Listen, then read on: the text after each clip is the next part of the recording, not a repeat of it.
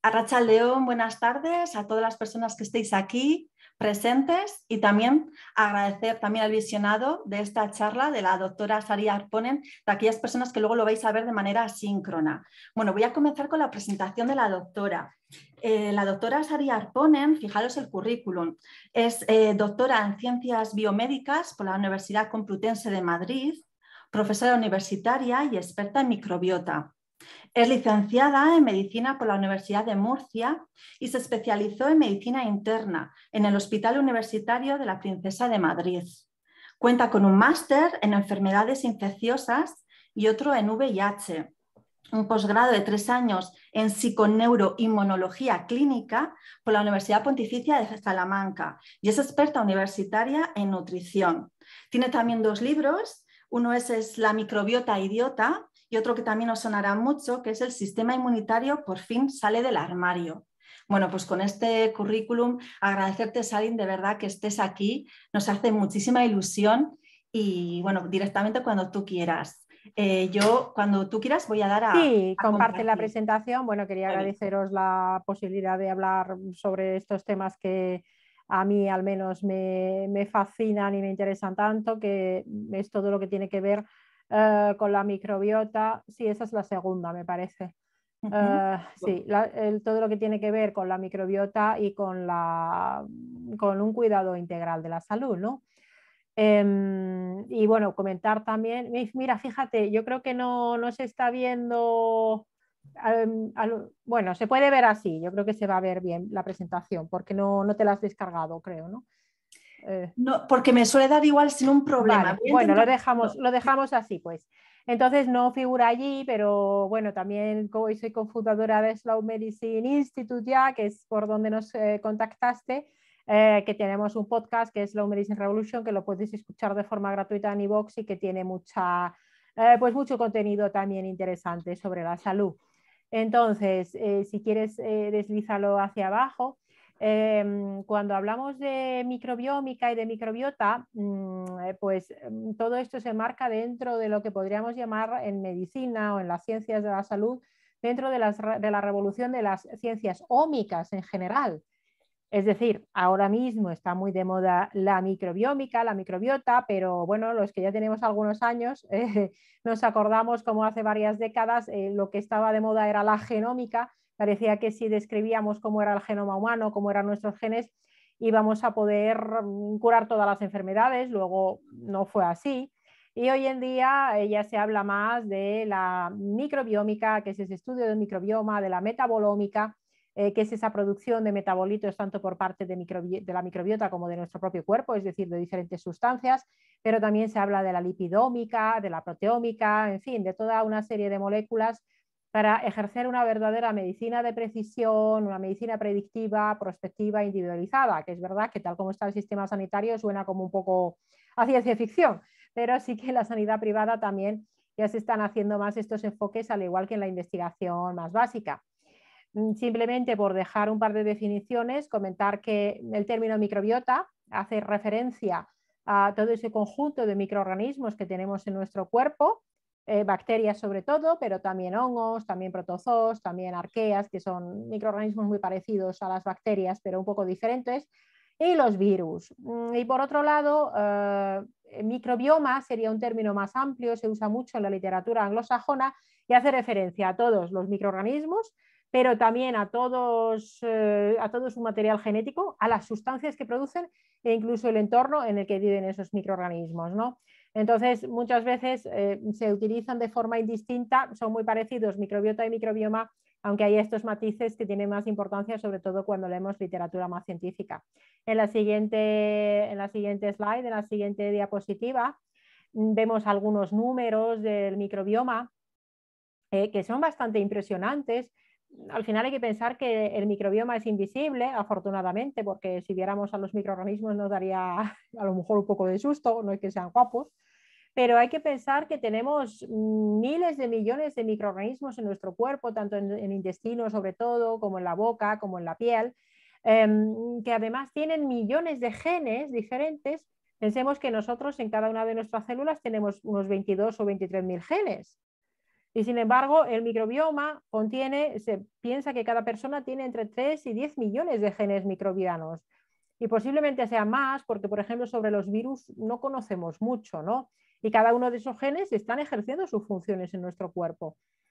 Por otro lado, quizás os suene aquello que todavía hay quien dice que la microbiota del intestino, por ejemplo, pesa unos 2 kilos. Esto no es cierto. Las últimas estimaciones dicen que son más bien unos 200 gramos, ¿vale?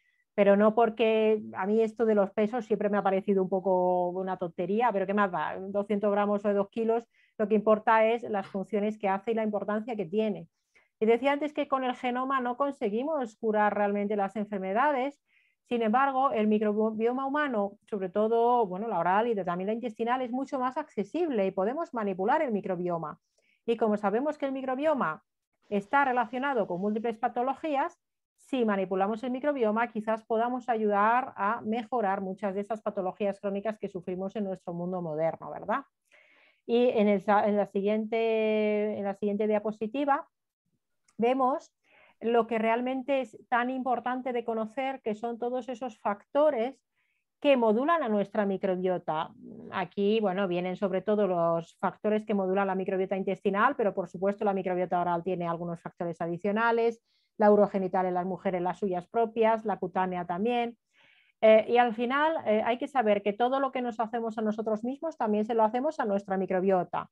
Así, la alimentación, si hablamos de microbiota intestinal, que es la enfermedad inflamatoria intestinal, por supuesto la oral también, pero la intestinal fundamentalmente es la que más nos va a interesar. La alimentación es un factor clave. También, por supuesto, cosas que han pasado a lo largo de nuestra vida o al inicio de nuestra vida sobre los que ya no podemos influir, como es la forma de nacer, como es la salud de la madre durante el embarazo, cómo es haber recibido o no lactancia materna, y luego veremos cómo esto en enfermedad inflamatoria intestinal es especialmente importante, cómo es tomar ciertos fármacos, con quién vivimos, dónde vivimos, y luego a la izquierda vemos ciertas cosas como es, por ejemplo, nuestra edad, según que, sobre todo en las mujeres, por las variaciones hormonales, vamos teniendo cambios en la microbiota, y cuando envejecemos también vamos teniendo cambios en la microbiota. Y por supuesto el estrés en sus diferentes facetas también es un factor que va a modular esa microbiota. Y en la siguiente vemos las funciones del microbioma, y esto nos hace entender por qué el microbioma es tan importante. Por supuesto, esto de forma muy resumida. Hay que saber que cada órgano, cada mucosa, cada lugar donde hay microbioma, ese microbioma va a cumplir una serie de funciones diferenciales, aunque hay algunas que son muy comunes. Desde luego, una función muy importante de la microbiota es protegernos de los patógenos, protegernos de los microorganismos malos, de las bacterias malas, de los virus malos que nos pueden producir infecciones. También mantener la mucosa en una situación adecuada, íntegra. También producir, por ejemplo, el intestino o la microbiota produce vitaminas y otras sustancias que son importantes para nuestra salud. Y desde luego señalizar al sistema inmunitario, y en el intestino en particular, además, mantener una adecuada capa de moco. Pensad que en el intestino, y claro, quien tiene enfermedad inflamatoria intestinal a veces tiene problemas con la producción de moco, el intestino puede fabricar 10 litros de moco. Bueno, fabrica en condiciones normales 10 litros de moco. ¿Qué pasa? Que fabrica moco, reabsorbe moco. Claro, no debes echar mucho moco porque hay que reabsorberlo. Pero el buen estado del moco y la salud intestinal depende del buen estado del moco, pues ese buen estado del moco depende también de la microbiota intestinal. Y si vemos en la siguiente diapositiva, hay mucha tendencia, si alguna vez se ha hecho un estudio de la microbiota intestinal en heces, pues a lo mejor, que no es que sea necesario, luego lo podéis preguntar, no es que sea necesario hacerlo, pero es verdad que esos test están muy de moda y hay gente que se gasta cientos de euros en esos test, muchas veces sin una clara necesidad. Pero en esos test vais a ver que se divide la microbiota intestinal de una forma, o mejor dicho, la fecal, de una forma un poco artificial por sus diferentes funciones. Porque esa microbiota intestinal, como he dicho, tiene una función protectora de la mucosa frente a patógenos, una función de inmunomodulación, es decir, de regular el funcionamiento del sistema inmunitario, esa función muconutritiva, es decir, mantener de forma adecuada el moco con bacterias muy famosas como la Akkermansia, por ejemplo, que la Akkermansia realmente come moco, pero es que también estimula la producción de moco. Pero ojo, en la enfermedad inflamatoria intestinal, por ejemplo, la Akkermansia, que ahora está como muy de moda y todo el mundo quiere traerse el probiótico que hay en Estados Unidos, la Akkermansia, en la enfermedad inflamatoria intestinal no queda tan claro que tomar Akkermansia vaya a ser beneficioso necesariamente, ¿no? Y luego hay una microbiota proteolítica que en pequeñas cantidades también es necesaria, pero esta precisamente, la proteolítica, son bacterias que cuando aumentan es cuando nos dan los problemas. Y bueno, sí, sobre bacterias podríamos hablar muchísimo. Recordemos que además hay virus, hay protozoos, que son como animales de una célula, y hay hongos sobre los que conocemos en realidad poco. Y todos estos microorganismos tienen que estar en un equilibrio y, como vemos en la siguiente diapositiva, cuando ese equilibrio se rompe, estaríamos ante una disbiosis, ante un desequilibrio de la microbiota. ¿Y por qué se va a producir una disbiosis? Bueno, todo lo que tenga que ver con estilos de vida, como por ejemplo una alimentación a base de ultraprocesados, el sedentarismo, el exceso de toma de fármacos, haber nacido por parto por cesárea, la ausencia de lactancia materna, tener mucho estrés crónico, los tóxicos ambientales, todo eso puede desequilibrar la microbiota. Y ya sabemos que todos estos factores que desequilibran la microbiota van a estar en las raíces de las alteraciones que se van a producir en el cuerpo para producir múltiples enfermedades crónicas como las que vemos en ese árbol, y ahí desde luego está incluido también todo el complejo de la enfermedad inflamatoria intestinal, incluida enfermedad de Crohn, colitis ulcerosa y también la colitis microscópica, tanto desde luego en su versión colágena como en la versión linfocítica, y son bastante menos conocidas, ¿no? Entonces esa disbiosis siempre va a estar presente en estas patologías. ¿Como causa única? No, como causa única nunca, pero va a estar presente, y si no lo tratamos de forma adecuada, posiblemente la patología tampoco evolucione de la forma adecuada. Y quería comentar en las siguientes diapositivas algunas cosas de contextualización de la enfermedad inflamatoria intestinal. Por un lado, desde el punto de vista de la predisposición genética. Probablemente ya sabéis que la enfermedad inflamatoria intestinal no es que sea exactamente autoinmune, hoy ya se habla más de que es una autoinflamatoria, y esto quiere decir, hace referencia al componente del sistema inmunitario que está equivocado, digamos, que tiene más que ver con el componente innato del sistema inmunitario, que luego podemos hablar de esto más a fondo. Y hay múltiples factores de predisposición genética que se relacionan con este componente del sistema inmunitario innato, también del adaptativo, por supuesto, pero más del innato, y que directamente también van a favorecer que haya problemas en la barrera mucosa, además de una respuesta muy alterada frente a las alteraciones del microbioma intestinal. Y si lo vemos en la siguiente diapositiva, esta no sé por qué se ve en blanco, pasa a la siguiente.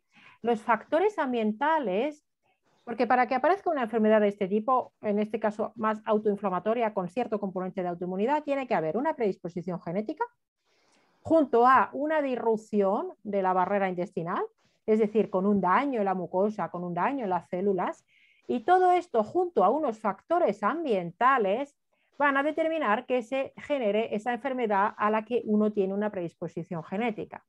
Y sabemos que para la enfermedad inflamatoria intestinal esos factores ambientales tienen que ver con el tabaquismo, con el sedentarismo, o mejor dicho, la actividad física sería un factor protector, el vivir en las ciudades sería un factor de riesgo, el practicar colecho y recibir lactancia materna sería un factor protector, la exposición a antibióticos y a anticonceptivos orales sería un factor de riesgo, por ejemplo. Y luego sabemos también que, por ejemplo, los problemas con la vitamina D darían también una mayor predisposición a desarrollar la enfermedad inflamatoria intestinal. Y muchos de estos factores tienen que ver directamente con su efecto sobre el sistema inmunitario, pero también sobre la microbiota. Y si vemos la dieta, en la siguiente diapositiva en particular, ya se han identificado factores dietéticos que directamente van a impactar sobre la microbiota intestinal y sobre las funciones de esa microbiota intestinal a la hora de producir sustancias y a la hora de mantener una buena barrera intestinal. Y cuando hablo de barrera intestinal me refiero tanto al moco como a la microbiota, como a esa capa de células epiteliales, por supuesto. Entonces, una alimentación donde hay... Para desplazar. ¿Sí? Sabe contener WND. Hola. ¿Sí? ¿Es que he escuchado a alguien decir algo? Vale. Sí. Alt F4, finalizar reunión. Uy, alguien se ha ido. Bueno, pues en esos factores dietéticos que son beneficiosos, se han identificado, por supuesto, los ácidos grasos omega 3 procedentes del pescado y los productos del mar, esas fibras prebióticas, las frutas, los vegetales, ciertos aminoácidos y la vitamina D como factores protectores. Y en cambio, el azúcar en sus diferentes formas, las carnes procesadas, los aditivos de los productos ultraprocesados, las grasas trans y los ácidos grasos omega 6 en exceso darían lugar a una disbiosis y a diversas alteraciones, luego también en forma de inflamación intestinal. Otros factores, como vemos en las siguientes diapositivas, que también van a producir disbiosis y alteraciones en forma de inflamación en el intestino, son el estrés crónico. Y esto, claro, muchas veces es difícil de medir y de demostrar porque no tenemos una analítica que nos permita medir el estrés crónico de una persona, pero está bien demostrado en estudios clínicos y también desde el punto de vista de la fisiopatología, es decir, de cómo funciona el cuerpo, que el estrés crónico o los picos muy intensos de estrés agudo, fundamentalmente de índole psicosocial o socioemocional, podríamos decir, pueden afectar de forma muy negativa tanto en la función de la barrera intestinal como, por supuesto, en la microbiota, y a mayores puede generar una reacción inflamatoria en el intestino, incluso con brotes de enfermedad inflamatoria intestinal. Como factor único, bueno, habrá personas que sobre otros factores juntos, pues llueve sobre mojado y puede ser la gota que colme el vaso, ese estrés crónico. Y en la siguiente diapositiva vemos otro factor que tiene que ver en realidad con el estrés crónico, como son los ritmos circadianos. Y sabemos que en la enfermedad inflamatoria intestinal, tanto en la enfermedad de Crohn como en colitis ulcerosa, hay presencia de problemas de los ritmos circadianos. ¿Qué pasa primero? Como tienes enfermedad inflamatoria intestinal, haces un trastorno de los ritmos circadianos, por ejemplo, con alteración de ritmo de sueño, o como tienes alteraciones de ritmo de sueño, eso te va a llevar a brotes o a que se desencadene una inflamación en un momento determinado. Bueno, pueden pasar las dos cosas, ciertamente, pero verdaderamente hay un déficit de la medicina de manejo de la cronobiología de los pacientes en múltiples ámbitos, y en la enfermedad inflamatoria intestinal sería particularmente importante. Entonces, en la siguiente diapositiva, si integramos todo esto, ¿ves? Aquí es que no se ve, por ejemplo, el texto, bueno, era un texto explicativo un poco largo. En resumidas cuentas, lo que tenemos es que en una persona sana, lo que hay es una microbiota en equilibrio, una capa de moco adecuada, una capa de células intestinales adecuada y una señalización antiinflamatoria del sistema inmunitario. Pero en la enfermedad inflamatoria intestinal, al igual que por supuesto en muchas otras patologías, lo que tenemos es una alteración de esa microbiota con una presencia de microorganismos entre comillas malos, ¿vale? Patógenos que se podrían decir, que van a hacer que se dañe también esa capa de moco, que se dañen, veis, las células epiteliales y que el sistema inmunitario se inflame y diga, oye, aquí está pasando algo que no me gusta nada. Y además, si esto sucede en una persona con predisposición genética a la enfermedad inflamatoria intestinal, pues se puede generar esa enfermedad inflamatoria intestinal cuando concurren suficientes factores. Y en la siguiente diapositiva vemos que esos cambios de la microbiota intestinal ya están bastante identificados en muchos casos. Sabemos que hay una serie de bacterias que van a estar disminuidas en la enfermedad de Crohn o la colitis ulcerosa, verrucomicrobia como esa Akkermansia que comentaba que protege al moco, bifidobacterias van a estar disminuidas, roseburia que también protege al moco va a estar disminuida y otras bacterias van a estar aumentadas. También los hongos ya sabemos que van a estar alterados y de hecho, por ejemplo, el Saccharomyces, que en realidad no es propio nuestro, pero se sabe que va a estar disminuido.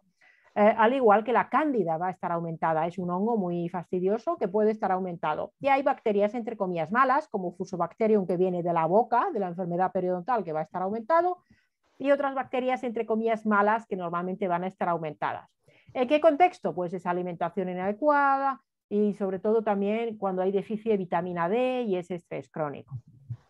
Y en la siguiente diapositiva pues vemos de nuevo estos cambios que tienen que ver fundamentalmente con nuestro estilo de vida, la alimentación y todos esos factores que comentábamos que tienen que ver con cómo se programa esa microbiota, ¿no?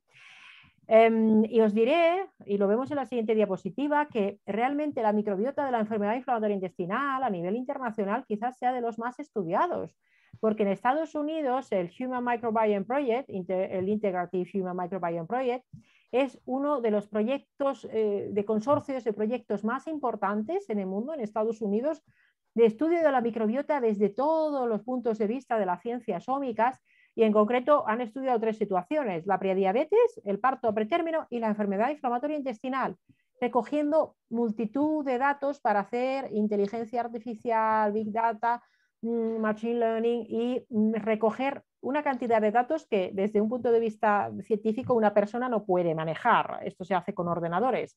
O sea, verdaderamente en la enfermedad inflamatoria intestinal hay muchos estudios muy interesantes para ver qué pasa en la microbiota de los pacientes y también qué pasa en la genómica, la epigenómica, la metaproteómica, todas estas ciencias ómicas de los pacientes con enfermedad inflamatoria intestinal. Y así, como vemos en la siguiente diapositiva, en los últimos años se han hecho hallazgos interesantes, como por ejemplo ver que muchas veces en la enfermedad inflamatoria intestinal lo que hay es una alteración con un tipo de bacterias pues muy concretas que tienen que ver con el metabolismo del azufre. Son bacterias sulfatorreductoras o sulforreductoras, que son muy difíciles de estudiar porque muchas veces, desde luego, no se van a detectar en un cultivo, ¿no? Y no siempre tampoco, ahora ya en los nuevos estudios de microbiota que se hacen, ya se están determinando. Y parece ser que las personas que tienen enfermedad inflamatoria intestinal a veces lo que tienen es un mal manejo del azufre y unas alteraciones en la presencia de estas bacterias que pueden estar de forma excesiva. Y sabemos que esas bacterias lo que van a producir es literalmente ácido sulfídrico. Y claro, imaginaos el ácido sulfídrico tenerlo en excesivas cantidades en el intestino.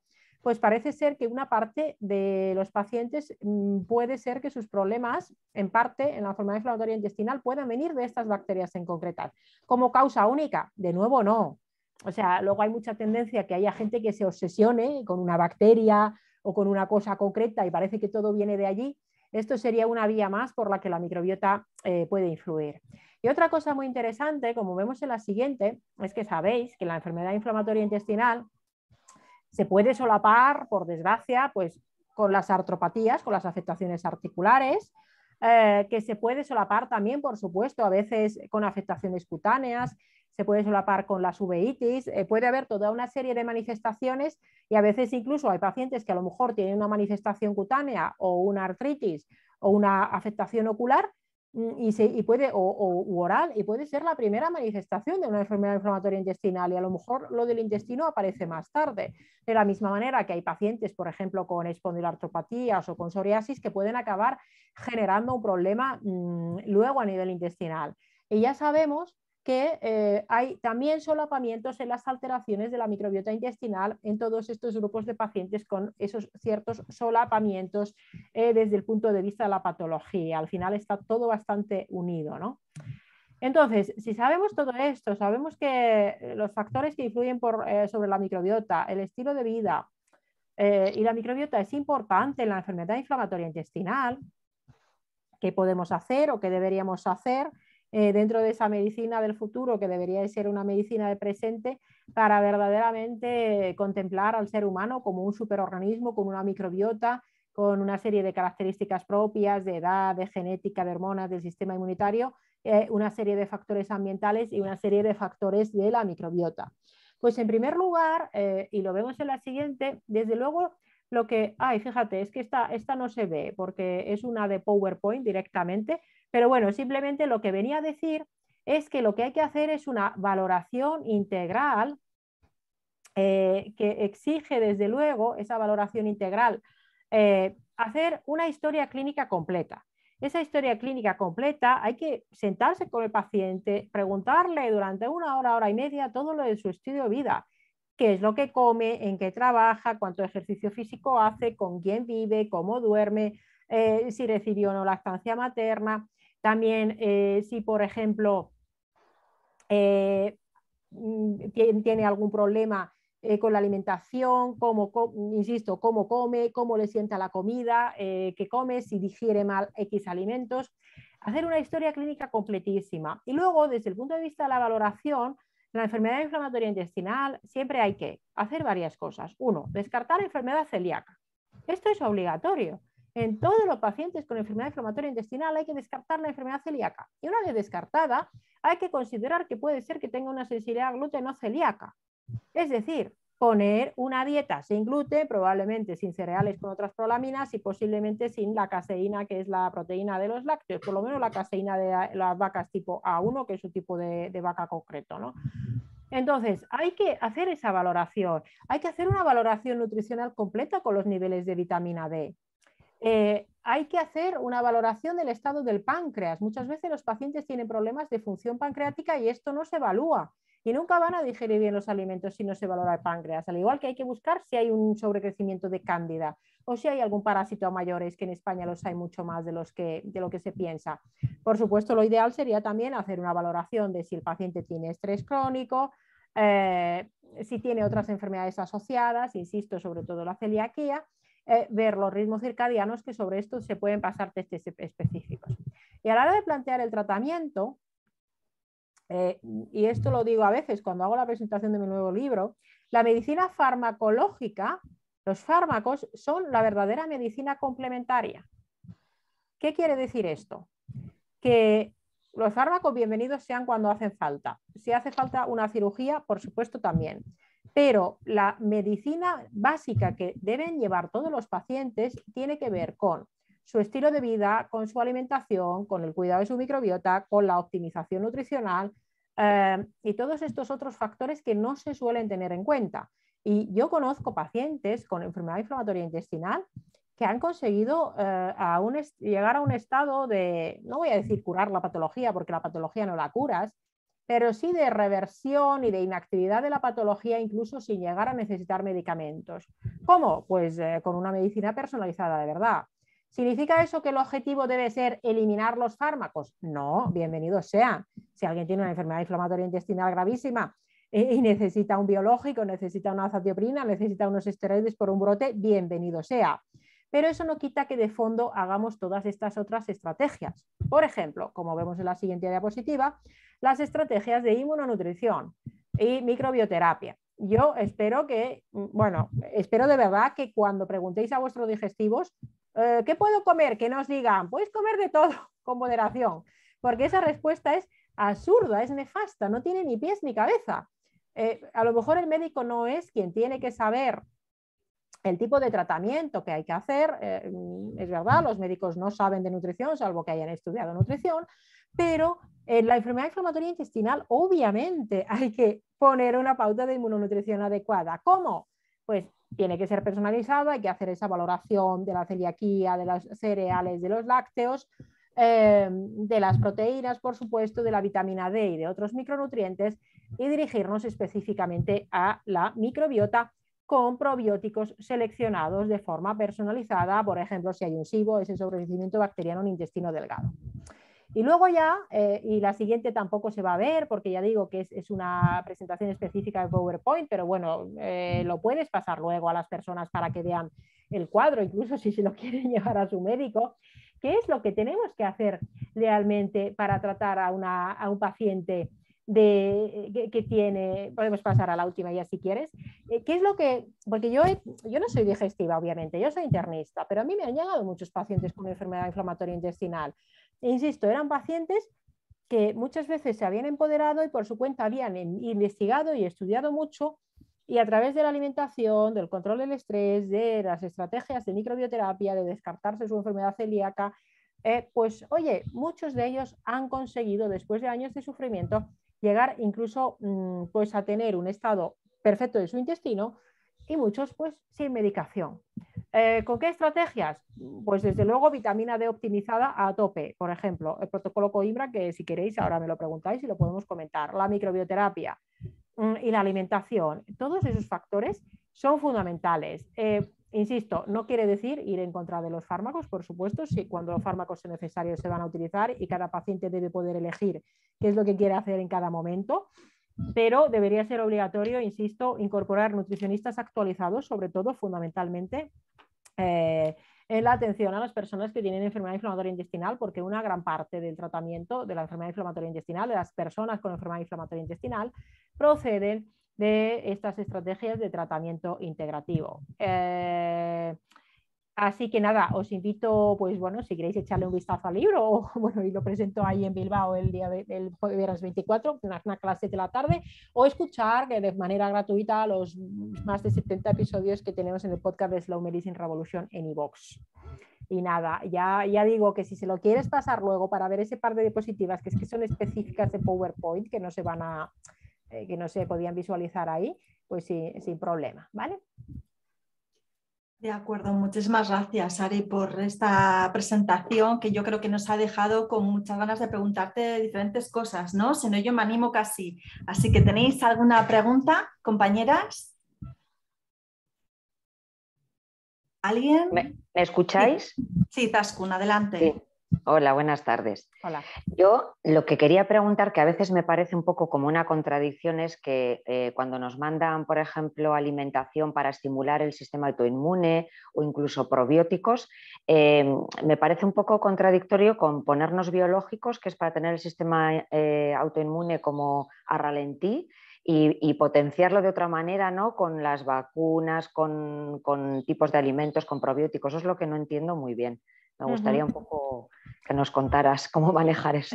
Claro, porque el sistema inmunitario realmente tiene muchísimos componentes diferentes y paradójicamente podemos tener a la vez un componente determinado del sistema inmunitario pasado de rosca, es decir, activado de más, pues como sucede en la enfermedad inflamatoria intestinal con ciertos componentes, sobre todo del innato que llamábamos, que es la primera defensa, digamos, pero puede haber otros componentes que no están respondiendo bien, que por ejemplo haya una mala respuesta a las infecciones, que haya una facilidad pues incluso para tener problemas de lesiones que no se terminan de curar y otras cosas, ¿no? Entonces, claro, por un lado, ¿qué es lo que se hace? Bueno, pues con los biológicos o con los corticoides o con los inmunosupresores, lo que se hace es dirigirse de forma o muy a grandes rasgos, lo que se hace con los corticoides o inmunosupresores como la azatioprina, que es como tirar a todo, es como decir, te voy a meter una bomba, un zambombazo y arraso con todo, y bajo esa activación excesiva del sistema inmunitario. O se pueden utilizar los biológicos, como por ejemplo los anti-TNF-alfa, bueno, fármacos como el infliximab, por ejemplo, que lo que hacen es dirigirse a una diana muy concreta. Es como llevar un dron de precisión y dirigirse a una parte muy, muy concreta del sistema inmunitario que sabemos que está activado en exceso en la enfermedad inflamatoria intestinal en este caso. ¿Qué sucede? Que efectivamente cuando hacemos una inmunosupresión de un sistema inmunitario que está pasado de rosca, lo estamos suprimiendo con fármacos, pero no lo estamos regulando, no lo estamos equilibrando. Entonces, sí que es cierto que los probióticos o las estrategias de inmunonutrición lo que buscan es un equilibrio, pero evidentemente ese equilibrio nunca va a ser suficiente para, digamos, vencer la inmunosupresión que ejerce el fármaco. Y por eso, bueno, si alguna vez os han puesto un inmunosupresor, pues por ejemplo os deberían mirar si tenéis una tuberculosis latente en el cuerpo. Claro, por ejemplo, el típico Mantux que se pinchaba antes en el brazo, ahora lo hacen en sangre. ¿Por qué? Porque como te inmunosuprimen, pues puede ser que si tienes la tuberculosis dormida, pues que te dé una tuberculosis, claro. Y eso no lo vamos a poder mejorar, podemos ayudar algo dando probióticos, porque con los probióticos o con la vitamina D, por ejemplo, vamos a actuar sobre otros componentes. La vitamina D particularmente es muy interesante, súper interesante, el protocolo Coimbra en particular, porque la vitamina D te modula el sistema inmunitario, pero no te lo inmunosuprime. Y por eso es una pena que el protocolo Coimbra no se conozca, bueno, y ahora hablamos sobre ello si no lo conocéis, no se conozca de forma más amplia porque debería ser obligatorio probarlo en todos los pacientes con enfermedad inflamatoria intestinal, pero claro, no se va a probar nunca, yo creo.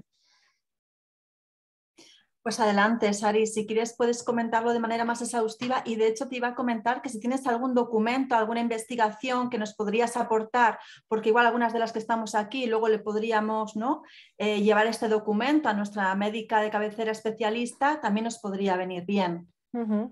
Mira, el protocolo Coimbra, esto lo desarrolló un médico, un neurólogo brasileño, que es Cícero Cali Coimbra, creo que está en Sao Paulo, Y él tiene tiene la hipótesis, y esto está publicado, de que en la enfermedad inflamatoria intestinal, al igual que en otras enfermedades autoinflamatorias o autoinmunes, lo que sucede es que hay una resistencia de receptor de la vitamina D. ¿Esto qué quiere decir? Tenemos la vitamina D por un lado y la vitamina D, bueno, es como una llave que tiene que entrar en su cerradura. ¿La cerradura cuál es? El receptor.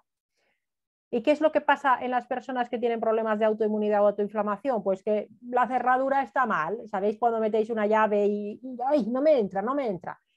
¿Por qué? Porque la cerradura, yo qué sé, le metió a alguien pues una pajita o lo que sea y entonces no funciona bien. Pues él lo que dice es que estas personas tienen una resistencia de receptor, ya puede ser genética o puede ser por factores ambientales, ¿vale?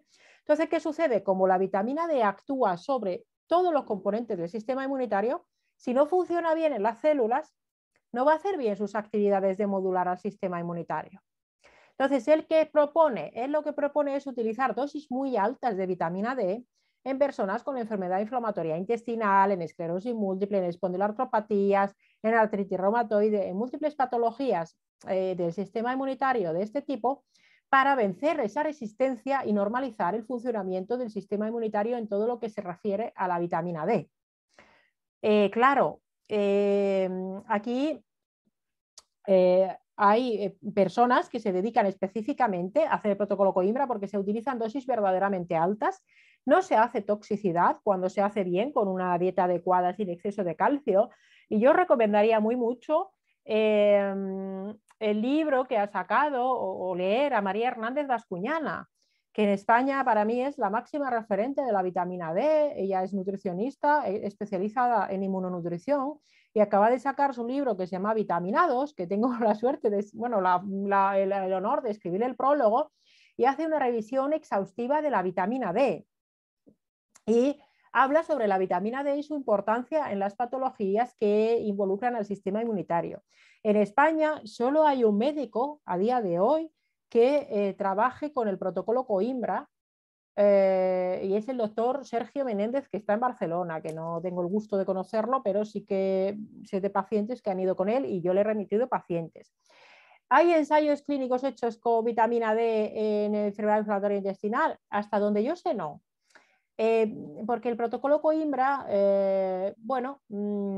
tiene sus detractores, obviamente, porque no es una estrategia farmacológica y en medicina todo lo que no pase por la industria farmacéutica y que no sea una estrategia dicotómica de fármaco A contra fármaco B o fármaco A contra placebo, se contempla, bueno, pues como si fuera algo sospechoso, ¿no?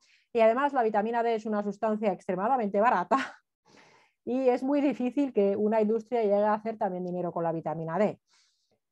Lo cierto es que yo conozco de mi primera mano pacientes con remisiones de diversas patologías que se mantienen estables con esas dosis altas de vitamina D. Entonces, yo recomendaría en primer lugar el libro Vitaminados porque, no por nada, sino porque está muy bien escrito y para que lo entienda tanto el paciente como el profesional, y sobre todo porque ahí vienen las referencias científicas.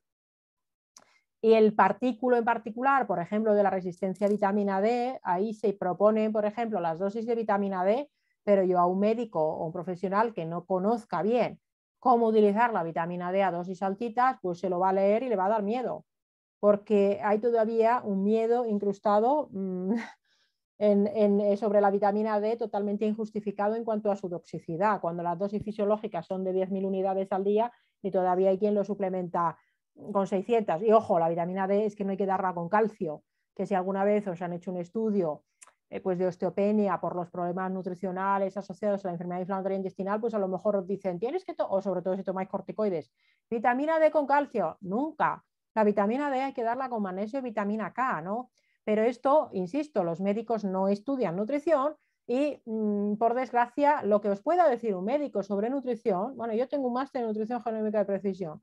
Entonces, lo que os pueda decir la mesa de los médicos, si no se han formado específicamente en nutrición, no vale, no es válido su conocimiento sobre ese tema.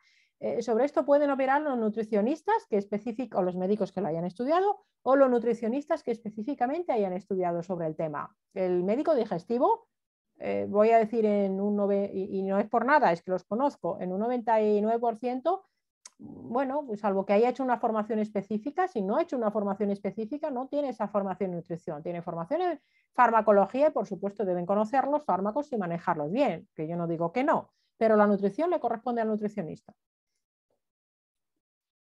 De acuerdo, y aprovechando un poco el tema de la nutrición, había escuchado últimamente la importancia del ayuno en este tipo de patología. No sé, Sari, si nos puedes comentar, no solo ayuno intermitente, sino ayuno de varios días.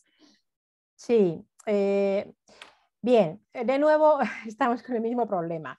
Nada, hay estudios grandes que se hayan hecho en particular en la enfermedad inflamatoria intestinal con el ayuno. Bueno, hay algún estudio pequeño con ayuno intermitente, es decir, un ayuno nocturno fisiológico más prolongado, que en general siempre va a ser beneficioso, igual que va a ser beneficioso en los adultos hacer solo 2 o 3 ingestas al día, más no, porque cada vez que hacemos una ingesta de alimentos generamos una pequeña inflamación postprandial, una inflamación después de comer.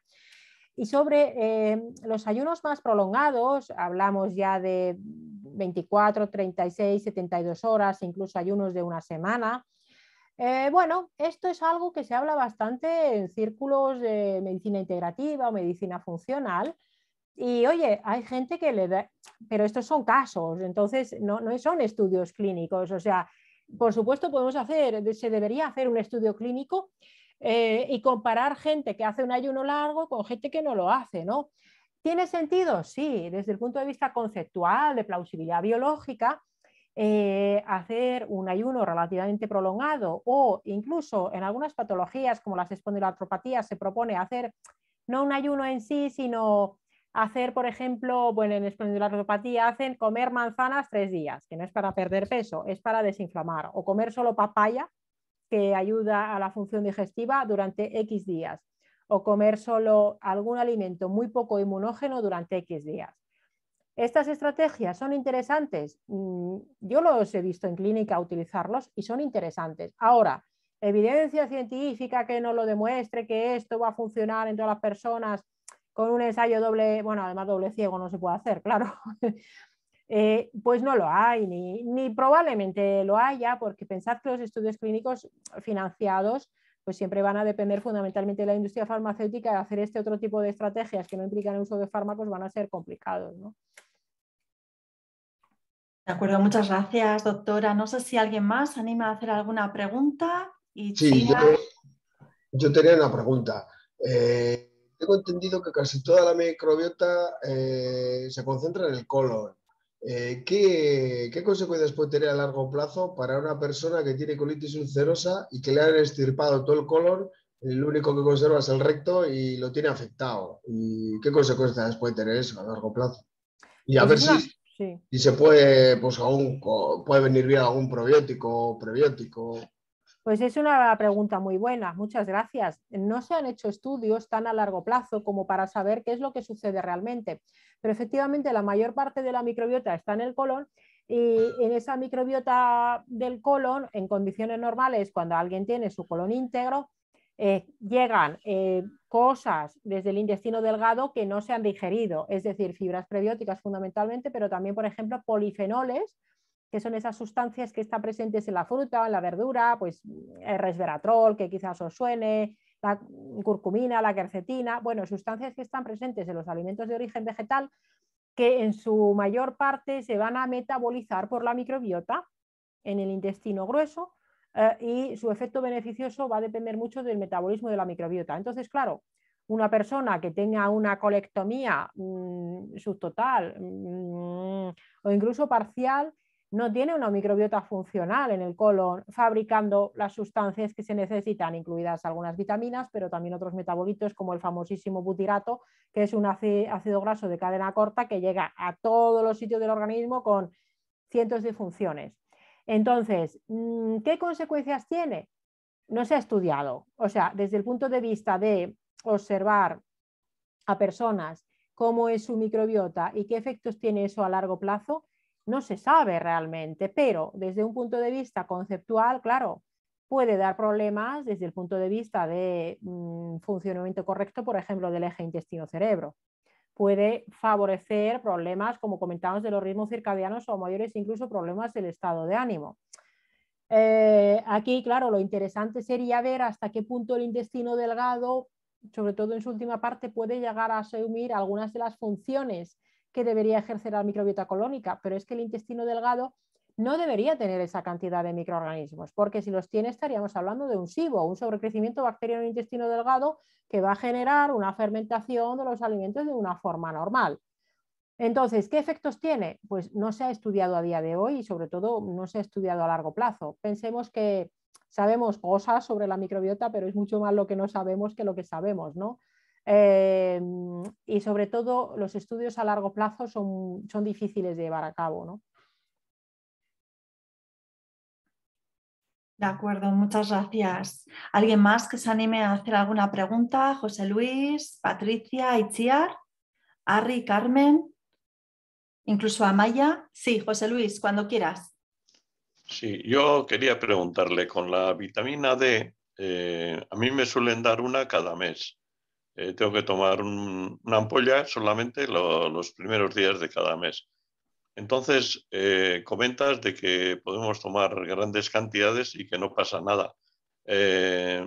No sé cuánto puede tener una ampolla ahora porque ni me había fijado cuánto tiene, pero con lo que habías dicho, pues no sé, me parece algo fuerte, ¿no? Entonces me gustaría saber si podemos tomar igual algo más o qué nos puede pasar o no sé. Sí, la vitamina D que se suele utilizar en la seguridad social o la que mandan la inmensa mayoría de los médicos puede ser fundamentalmente el hidroferol.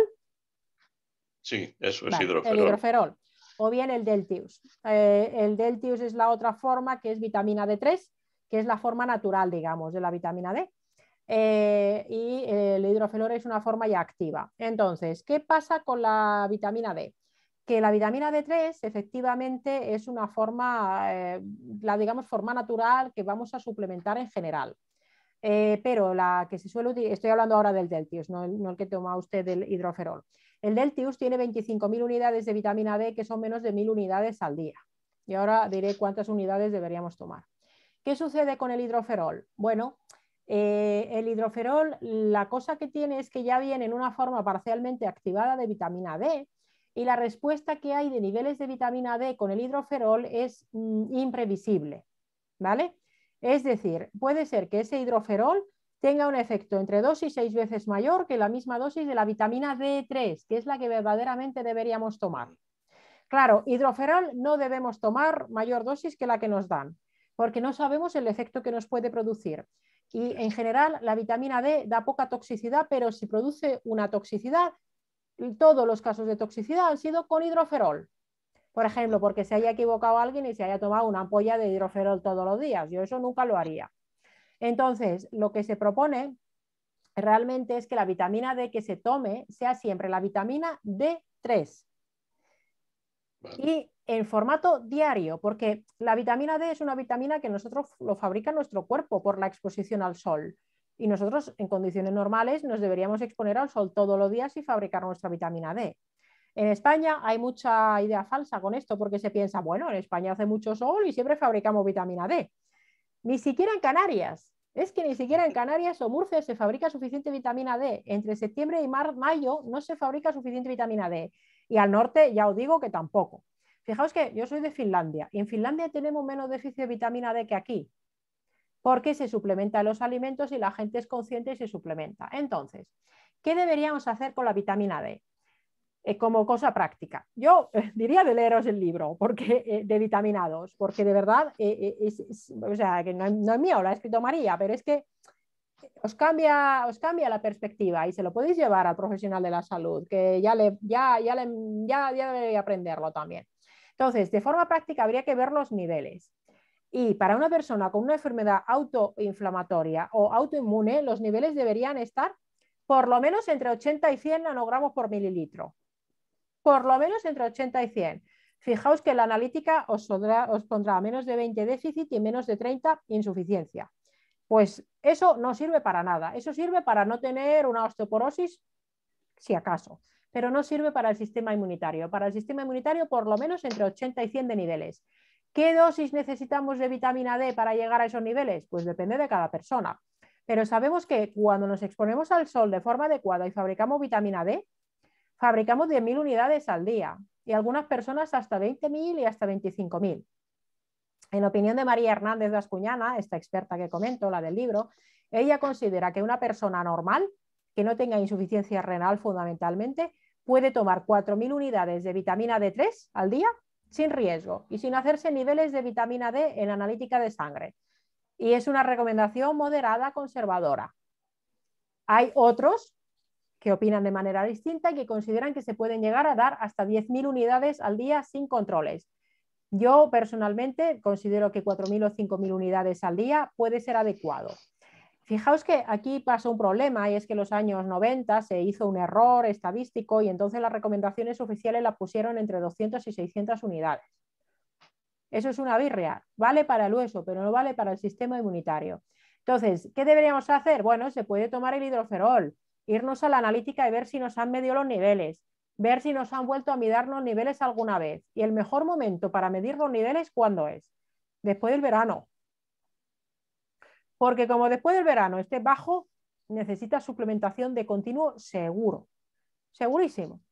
Y en ese momento, ¿qué podemos hacer? Pues podemos buscar un profesional, muchas veces nutricionista o alguno médico que se lo sepan bien, o suplementarnos con esas 4.000 unidades y volver a repetirnos una analítica, así sea por privado, y ver qué tal. Las 4.000 unidades normalmente se pueden tomar con seguridad. La toxicidad realmente se produce a partir de 150 o 200. Antes no se produce la toxicidad. Esto María lo cuenta súper, bueno, y podéis ver su blog también, porque el blog es gratuito. Bueno, y en el podcast le hago una entrevista en 2 partes, podéis escuchar el podcast primero si queréis, porque verdaderamente el desconocimiento sobre la vitamina D, los falsos mitos que hay en la vitamina D hacen muchísimo daño y sobre todo para enfermedad inflamatoria intestinal, igual que para todas las enfermedades autoinmunes y autoinflamatorias, es que es clave, es fundamental la vitamina D por su acción sobre el sistema inmunitario. Entonces, hidroferol a cascoporro, no. Vitamina D3 diaria, claro, esto no lo venden en farmacia, pero la vitamina D es un suplemento súper barato.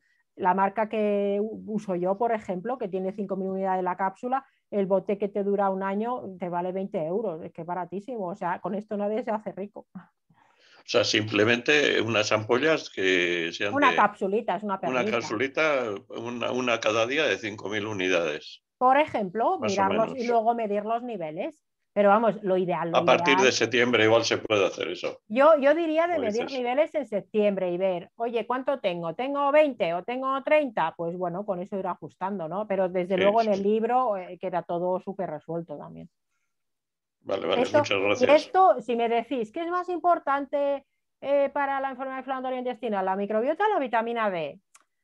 Hombre, las dos cosas son importantes, pero es que la vitamina D también es importante para la microbiota. Si tú tienes poca vitamina D, la microbiota tampoco va a estar bien. Si solo pudierais hacer, tomar algo a mayores de una cosa y me decís, ¿qué me tomo, los probióticos o la vitamina D? Yo antes os diría, tómate la vitamina D antes que los probióticos. Y yo tomo las dos cosas, pero entre una cosa y la otra, fundamental la vitamina D. Muchas gracias.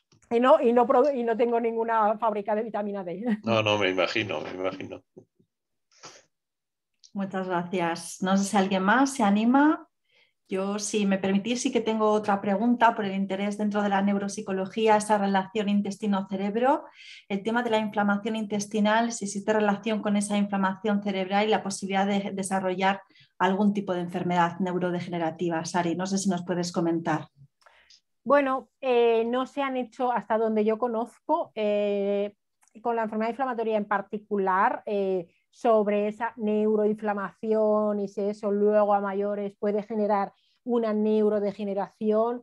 No ha habido tampoco tiempo para hacer estudios a largo en esto. Por ejemplo, sí que se han hecho estudios, antes hablábamos de la colectomía, por ejemplo, con la apendicectomía, que también tiene impacto sobre la microbiota, se han hecho estudios con apendicectomía y Parkinson. Por poner un ejemplo, ¿no? Porque, lo digo porque hay personas que si le hacen una colectomía a veces también se llevan el ileón terminal y el apéndice, ¿no? Y es un poco parecido en algún punto en cuanto a que se altera la microbiota. Pues fijaos, en algunos estudios, por ejemplo, de apendicectomía se ha visto que aumenta el riesgo de Parkinson, pero en otros se ha visto que disminuye el riesgo de Parkinson. Entonces, eso es una cosa muy particular y a lo mejor depende de cómo estaba la microbiota. Pero en una persona que tiene enfermedad inflamatoria intestinal, que tiene un daño en el eje intestino-cerebro, con una inflamación continuada, claro, es muy difícil saber si esa inflamación continuada es lo que puede llegar a producir una enfermedad neurodegenerativa o si es que como esa persona además a lo mejor tiene déficits nutricionales como lo que estamos hablando de la vitamina D o de otras vitaminas liposolubles o de magnesio o de zinc o de vitaminas del grupo B, hasta qué punto son los factores nutricionales y hasta qué punto es la inflamación del intestino, vamos, de la conexión entre el intestino-cerebro, lo que puede llegar a producir un mayor problema de neurodegeneración. Claro, es que aquí estudios así a largo plazo, porque realmente la prevalencia de la enfermedad inflamatoria intestinal cuando ha explotado ha sido en las últimas décadas, pues no hay todavía estudios a fondo como para ver hasta qué punto esto puede influir. Yo lo que como resumen diría que hay que descartar enfermedad celíaca y sensibilidad gluteno celíaca siempre en enfermedad inflamatoria intestinal y yo siempre haría retirada de cereales con gluten y otras prolaminas y caseína en pacientes con enfermedad inflamatoria intestinal y evaluar la respuesta. Importantísimo el tema de la vitamina D, fundamental. Y los probióticos, pues yo diría de no tomarlos de forma motu propio, porque quizás te tomas uno y no es el que necesitas, sino si se toman, ojo, si estás con síntomas de distensión abdominal y tal, mirar siempre si hay SIBO, si hay sobrecrecimiento bacteriano en el intestino delgado. Que no te diga, no, como tienes enfermedad inflamatoria intestinal, pues tiene la tripa hinchada. Bueno, es que a lo mejor tienes un SIBO, tienes un sobrecrecimiento bacteriano en el intestino delgado y no te lo están mirando, ¿no? Entonces, estas tres cosas quizás son de las más básicas. Y siempre, dentro de lo posible, si uno se puede ir a un nutricionista especializado en esto, pues mejor. Muy bien, pues fantástico resumen, ¿no? Yo creo que nos quedamos con estas grandes ideas que nos vienen muy bien, además súper puntuales, una horita como habíamos establecido. Así que pues cerramos aquí la sesión, voy a dejar de grabar. Muy bien, pues muchas gracias.